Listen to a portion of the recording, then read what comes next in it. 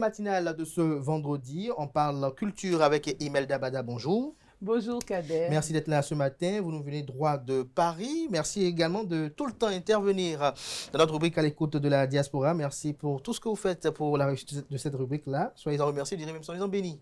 Ah ben, je pense que c'est normal parce que Esaü m'accompagne dans tout ce que je fais. Donc c'est le moins que je puisse faire, encore que c'est utile à la nation. Et utile aussi à ce que l'on puisse écouter les nôtres qui se retrouvent hors de nos frontières.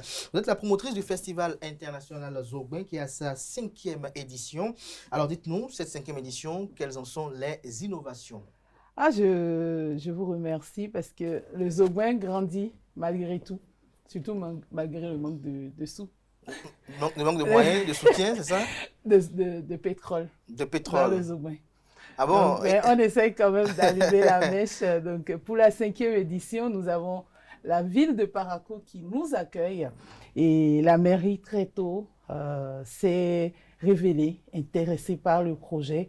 Donc, nous avons, sur cette 5e édition, fait un lancement à Bordeaux, d'où je viens d'ailleurs. Je suis venue pas de Paris, mais de Bordeaux. De Bordeaux. J'ai pris un vol direct de Bordeaux. Ah, ok, d'accord. Donc, pour nous qui ne connaissent pas encore Bordeaux, il reste encore un peu...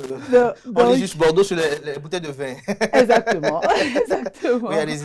Donc, pour cette 5e édition qui va se dérouler sur la place Tabera, juste en face de la mairie et la préfecture. Nous avons également le préfet qui accompagne pleinement le préfet du Borgou, le préfet du Borgou, monsieur Mama Sissé, qui exactement. Accompagne l'initiative, donc qui, contrairement aux autres années, va se dérouler en 2 semaines.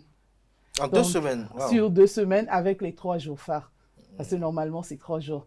2 semaines, pourquoi? Parce que cette année, nous avons misé sur la mise en avant du 100% béninois, du Made in Bénin. Donc, il y aura une exposition vente des produits Made in Bénin, de nos artisans, des créateurs béninois sur la place Tabera. Et nous aurons également, en termes de particularité, une journée de lutte avec la Fédération béninoise de lutte. Ce serait pour le 30 juillet. Et nous aurons une journée de chasse, d'initiation à la chasse traditionnelle, la chasse à la battue, avec l'association des rois chasseurs du septentrion béninois. C'est quoi, ils vont amener les gens dans la forêt pour les initier à la chasse? Si vous êtes intéressés, vous êtes bienvenus. Parce que ça va se passer le 28. Le 28 et quand? Le 28 non, juillet. Juste le 28 juillet, le lundi 28 juillet. Donc, ils iront dans la brousse. Là, il faut que je laisse vos amis internautes je laisse Free Matin. Mais ça vaut le coup, sinon le faire en studio. Notre équipe de Parakou va faire le reportage. Exactement. Pour faire vivre cela à nos amis internautes. Donc, cette année, franchement, nous avons vu grand. Parce que 5 ans quand même, je pense que nous avons l'empreinte déjà du Zogben qui s'incruste au jour le jour. Donc, et le thème surtout de cette année qui nous parle au-delà de tout, c'est l'union dans la diversité. Pourquoi le choix de cette thématique-là? Pourquoi la libeller comme cela? Vous voyez, quand on veut parler, on dit le patrimoine. Mais au sein de ce patrimoine, il n'y a pas que le sud, il n'y a pas que le centre, il n'y a pas que le nord, parce que chaque région a sa spécificité culturelle, patrimoniale.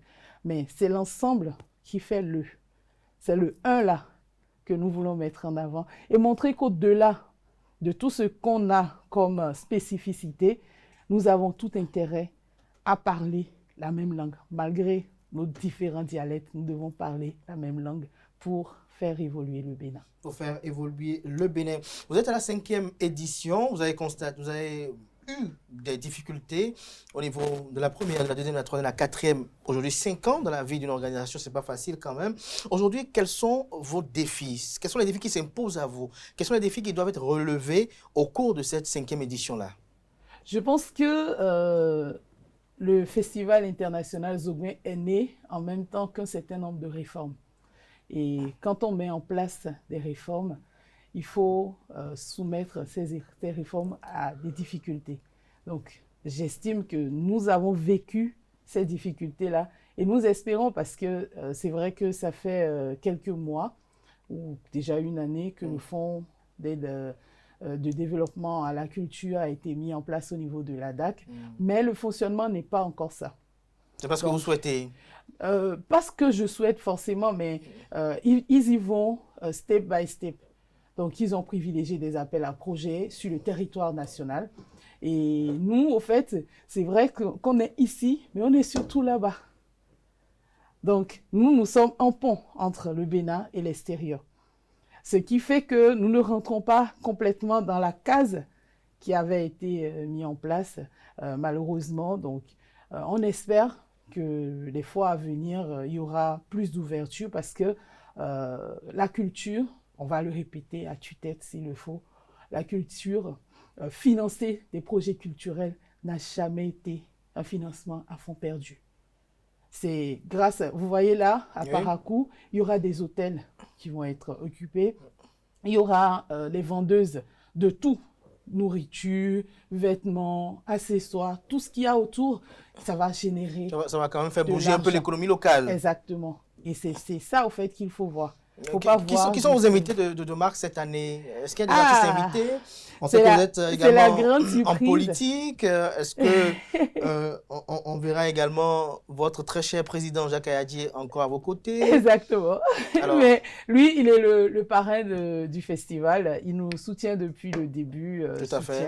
On l'a vu toujours à vos côtés, Jacques Ayadie. Et pour les invités, il y a beaucoup de surprises qui nous attendent, mais surtout, il y a une compagnie qui va venir de la France pour rester avec nous et faire même des stages avec les jeunes au niveau de Parakou, des stages de création artistique. C'est la compagnie Maloba. Donc, ils seront là déjà le 22, ils ne viennent pas le 21, mais dès le 22 jusqu'à la fin. Donc, vous aurez l'occasion de découvrir cette compagnie qui fait beaucoup de choses au niveau de Bordeaux, surtout parce que Bordeaux est écologique au fait. Donc, ils font des récupérations pour pouvoir faire l'expression de notre temps avec. De notre temps avec. Alors, pour celui qui ne sera pas à Parakou, comment il va vivre le Festival international Zoubin, celui qui sera empêché? À la base, c'est pour les Béninois, surtout de l'extérieur, les Béninois et les amoureux du Bénin qui sont hors du Bénin, que le festival est hybride. C'est-à-dire que nous le faisons sur place et de manière dématérialisée sur nos plateformes également. Exactement. Et donc, ils pourront suivre cela en direct. Ils pourront vivre cela. Et en parlant de soutien, puisque l'actualité le demande, il y a mon cher papa, l'ancien président Nicéphore Dieudonné Soblo, qui nous a, dès janvier, on s'était vu, et qui soutient l'initiative. Malheureusement, il ne pourra pas être à nos côtés parce qu'il sera hors de nos frontières. Son fils l'a dit même hier à la place où vous êtes ce matin. Ah bah, son fils... L'ancien président Nicéphore Dieudonné Soblo sera pour ses soins à l'étranger. Oui, il sera hors des frontières, mais il soutient l'initiative et il faut le dire parce que il a été précurseur de ce que nous avons aujourd'hui. Que ce soit pour le 10 janvier, qui est devenu les Vodou Days. Donc, c'est normal qu'ils puissent vivre porter quand même cette belle initiative-là. Avant de vous revoir encore, un de ces quatre là, avant fin juillet, pour le démarrage de ce festival-là, je ne veux pas quand même vous laisser partir sans vous poser quelques questions. Vous êtes acteur politique, vous êtes en politique. Comment vous entrevoyez les préparatifs pour 2026? Comment percevez-vous l'animation de la classe politique, notamment en préparation de ces élections prochaines? Est-ce que pour vous, c'est normal que nous soyons à 3 mois du dépôt des dossiers de candidature pour l'élection présidentielle et qu'à ce jour, aucune des formations politiques n'ait dévoilé qui serait son probable candidat? Je pense que nous devons d'abord remettre les choses dans le contexte. Parce qu'en 2016, nous avons tous décidé de faire une rupture. C'est fondamental de souligner ça. Nous avons décidé de couper avec le passé. Donc, nous avons accepté que plus rien ne serait comme avant. Du coup, prendre l'avant comme référence pour aujourd'hui, c'est déjà nous leurrer. Parce que plus rien Mais Imelda, ne sera comme avant. on sait que vous avez quand même voyagé beaucoup, vous avez fait beaucoup de pays. Est-ce que vous trouvez quand même cohérent que nous soyons à 3 mois Non, non, d'une élection présidentielle, Kader. de grands Kader, je enjeux, viens. où Kader, je viens. des débats sérieux se Kader, font Kader. sur la gouvernance. Aujourd'hui, On non. éprouve Non. la gouvernance Avant- actuelle et qu'à ce jour, il n'y ait pas Avant de 2000, programme non. présenté, Avant- il n'y ait non. pas de Pas figure grand sur public. laquelle le débat politique puisse s'instaurer, mais qu'on Il y a se un fonde calendrier, sur, il y a un on se fonde sur calendrier. une réforme du système partisan, Non, il y a un quoique calendrier, discutable encore même. et un calendrier électoral qui Oui. est établi. Mhm. D'accord? Donc, dans un premier temps, ce que vous dites, au sein des partis, il y a déjà des préparations parce que c'est pas. Voilà. Ça Au se sein, dit, les préparations, sein, mais elles ne sont oui. pas perceptibles. ben, ils ne sont On pas dit obligés. remobilisation à la base, remobilisation à la base. Vous voulez qu'ils vous dévoilent leurs secrets? On veut savoir ce qu'ils vont faire pour le Parce Bénin en que ce 2026. qui se passait avant, c'était quoi? Non, nous ne sommes pas encore en temps de campagne. Vous m'excuserez du peu. Même si... Non, nous ne sommes pas. Avant, au fait, c'était l'anarchie. Mm. Et c'est pour ça que je parlais de la rupture.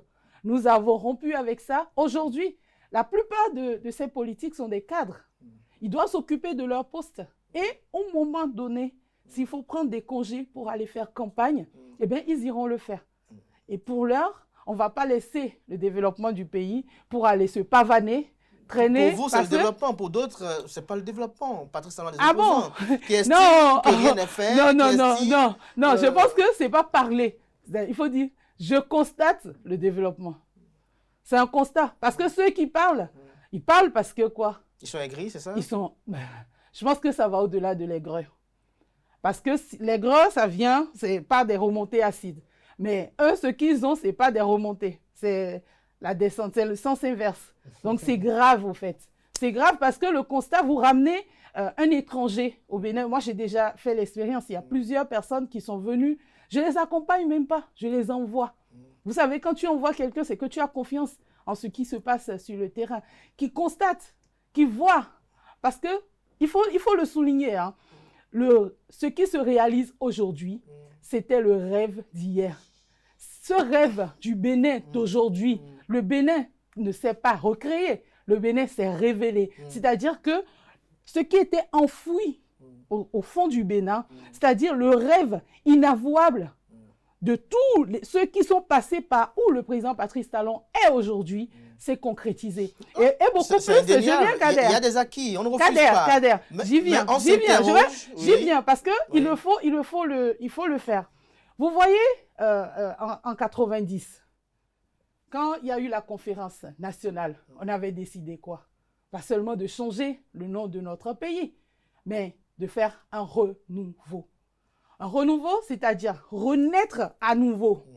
C'est-à-dire créer un nouveau Bénin dans un essor économique. Et là, je vais citer encore l'ancien président Nicéphore Dieudonné Soglo, qui était venu avec des ambitions de faire du Bénin ce qu'on constate aujourd'hui. Malheureusement, il n'a pas eu le succès qu'il fallait, ou je vais dire la méchanceté de la classe politique a primé. Ne lui a pas Sur- permis de réaliser tout cela. Voilà. Oui. Aujourd'hui, Oui. le président Patrice Talon, Oui, il Patrice faut Talon le l'avouer, fait, il faut vous le l'avouer, dites. il a pris sur lui le risque Oui. en se disant D'être impopulaire, non, pour faire ce qu'il fait. c'est oui. normal qu'aujourd'hui notre pays puisse le faire, quel que soit ce que ça va lui coûter mais ce qui est fait personnellement. aujourd'hui par Patrice Talon, il y a une interrogation. C'est indéniable qu'il y a des acquis, Imelda Dabada. Mais il y a une interrogation. Qu'en serait de la pérennité des acquis de Patrice Talon? Comment va se jouer le débat politique Vous pour parlez- 2026? Ok, vous Pour la parlez première sur fois- le plan politique, Oui, c'est ça? pour la première fois de son histoire, le Bénin, en 2026, organisera dans la même année les 3 grandes élections majeures, les législatives, les communales et la présidentielle. Et donc, le vent sera favorable pratiquement durant la période à un camp ou à un autre. Alors, on s'interroge de savoir qu'est-ce que propose l'opposition comme alternative à Patrice Talon. Qu'est-ce que ceux qui estiment que la dynamique doit continuer, qu'est-ce qu'ils proposent pour parfaire ce que Patrice Talon a fait, peut-être parce que certains estiment quand même qu'il y a des choses quand même à revoir, comme dans toute gouvernance d'ailleurs. Vous savez, Kader, quand vous dites les opposants ou l'opposition, d'accord? Et quand vous parlez de ça, je vois ce qui est magistral, choquant je ne vais pas dire énervant parce que si on en arrive là, c'est grave. C'est que c'est l'ancien président, Boni Yayi, qui pourtant a essayé des trucs, qui pourtant, devant des caméras, a eu à confesser comment est-ce qu'il s'était retrouvé dans le marigot béninois avec plein de rapaces autour de lui. Aujourd'hui, il se retrouve au milieu de ces rapaces à s'opposer au développement du Bénin. Parce que, attendez, excusez-moi du peu. Il vous a pas dit qu'il a opposé, il a pas dit qu'il a opposé au développement du Bénin. Quand vous prenez ces conglomérats de personnes qui se disent opposants, ils s'opposent réellement à quoi? À la gouvernance de Patrice Talon. Parce que vous avez, c'est comme vous par exemple, vous avez je ne suis pas politique. Non, je ne dis pas politique. Dans la vie, voilà. Dans la vie privée. Vous avez un projet, d'accord? Vous avez la possibilité de le faire. Chez vous, je suis votre voisine. Et pendant les 5 jours que vous allez réaliser le projet, je vous empêche parce que je m'oppose à ça. Et quand ça va être l'inverse de mon côté, vous allez faire pareil. Donc, notre concession ne va jamais se développer. On est d'accord? L'opposition africaine, c'est quoi? Ça ne se passe pas comme ça dans les pays dits développés. Vous voyez aujourd'hui, quand il y a des sujets, il faut observer un petit peu. Même aujourd'hui aux États-Unis, nous voyons très bien. Est-ce que vous avez déjà vu un opposant américain qui se serait... Non, nous ridiculisons, il faut le dire. Merci. En Afrique, nous ridiculisons. Au Bénin, ces opposants, et c'est encore plus ridicule quand on voit l'ancien président dans ce rôle. Merci. Parce qu'il a parcouru ça. Il a voulu rêver. Il est libre de sa posture politique. Il a rêvé au fond de lui faire ce que le président Patrice Talon fait. Il connaît les difficultés de ce poste. Il a vécu ça. Il a subi ça. Et aujourd'hui, normalement, dans sa posture d'ancien président, il devait être un conseiller de l'ombre. Il devait être le sage pour lui dire, même avant de franchir ça, attention, moi quand je voulais faire ça, j'ai eu ceci. Arrivé là, fais attention. Mais aujourd'hui, dans cette analyse, il ne faut pas occulter. Aujourd'hui, il s'est retrouvé de Boni Yayi et de Patrice Talon. Donc... Non, je ne parle même pas des personnes pour le moment. Je parle en règle générale. Oui. Et c'est pour ça que ça m'a tellement fait plaisir quand j'ai vu notre ancien chef de l'État, Nicéphore Dieudonné Soglo, faire le tour, féliciter. Quand il était à la GDIZ, il a vu son rêve du coton béninois transformé sur le terrain. Il a dit, et c'est pour ça que j'ai été choquée quand j'ai vu son fils l'injurier publiquement. Non, il n'a pas injurié. Son papa n'est pas en sous tutelle. Non, il n'a pas injurié. Et je peux vous dire, parce que je parle avec l'ancien président, que c'est quelqu'un de très cohérent. Il n'a pas ses neurones brûlés. Il a une vie saine. Et c'est dommage. Mais heureusement qu'il n'a pas que ses 2 fils, il a tous les enfants du Bénin. Parce qu'il a été le père de la nation béninoise. Et le jour qu'il est devenu le père de la nation béninoise, il est devenu le papa de tout le monde. Il n'est pas notre géniteur, mais il est notre papa. Merci à vous, Imelda Bada. On comprend que vous vous forcez pour quand même exprimer certaines opinions. Mais le temps qui nous était parti est arrivé à échéance. C'était important, on peut comprendre bien évidemment. Mais il faut respecter Boni Yayi dans sa posture politique. Il reste je pense que pour nous, il faut respecter, nous qui l'avons accepté comme notre papa, on veut bien qu'il contribue au développement du Bénin. On respecte pas aussi s'opposer à notre développement. Aussi, parce que parfois, il n'a pas le droit de s'opposer à notre... Vous voyez, par exemple, je vais vous dire, je ne dirais pas la même chose à Éric Ngoundété, je ne lui dirai pas parce qu'il n'a jamais été président de la République. Je ne lui dirai pas, je ne lui en veux pas de sa posture. D'autres aussi auront à le reprocher de sa posture actuelle. Non. J'en connais qui à votre place là, le reprocheront de sa posture. D'un ancien président à qui nous avons donné, il était notre papa à tous.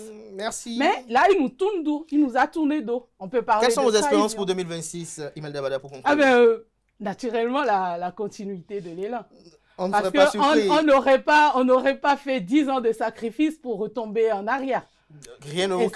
C'est impossible qu'on puisse retomber en arrière. Aucun président ne viendra quand même enlever les pavés ou quand même dégoudronner le goudron, si ça se dit ainsi. En tout cas, donc la continuité est sans ménage. On ne peut qu'espérer le meilleur pour le Bénin dans la paix et la grande quiétude surtout. Exactement. Mais la paix se cultive. La paix, ce sont des attitudes. Merci. C'est important de le dire.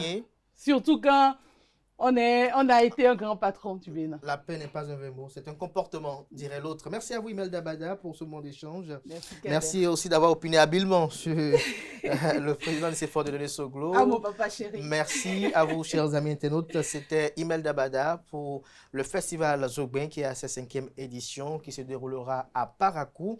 Elle a profité également pour donner un peu son opinion sur l'actualité politique, si on peut le dire ainsi. Merci à vous, chers amis internautes. Portez-vous bien. Belle suite de programme sur ESAE TV. On se donne rendez-vous le week-end pour les rendez-vous médias du week-end. Jusque-là, belle suite de programme sur ESAE TV.